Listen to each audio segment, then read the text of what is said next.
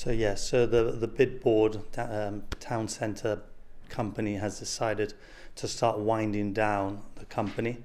The company and the bid are two separate entities. We have the mandate from the government to run the bid. So we have decided to start winding down that process. So that process is twofold. One is to wind down the company, but secondly is to give back the levy payer monies that have paid all their money back, 100% reimbursement that we had to one side since the government put a moratorium on the bid.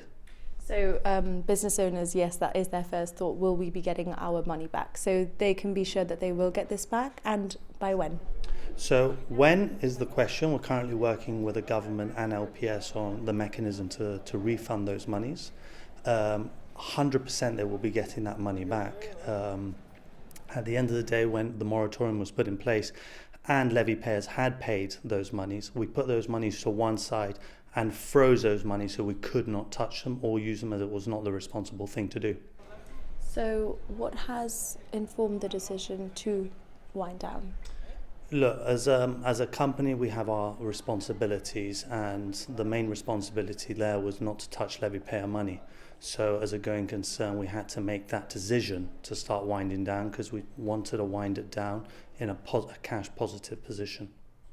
But why have you decided you needed to do that? Did you have further funding that stopped? So, as you well know, the government committed when we created the bid to fund yearly to the tune of £250,000 the bid.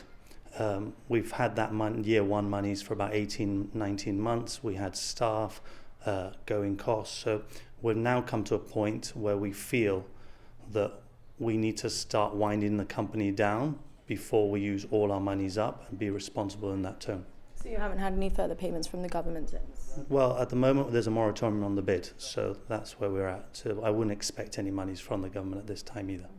Have you had any interactions with the government about the project going forward? No, we haven't had any further contact since the October moratorium.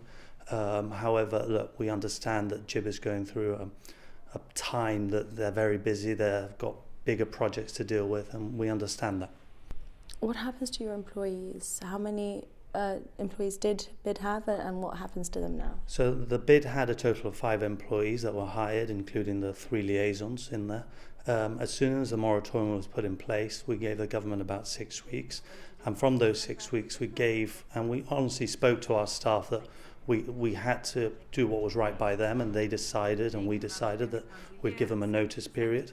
And up to the 15th of January, those staff were on our books. However, they have now all left and found new jobs or had to be let go. This must be quite disappointing news for you. You've obviously invested a lot of time into the project.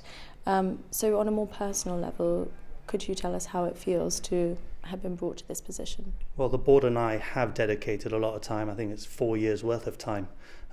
Look, yeah, it's a disappointment because it was the first time there was a structure and a company in place to really raise a level of Main Street and the downtown area.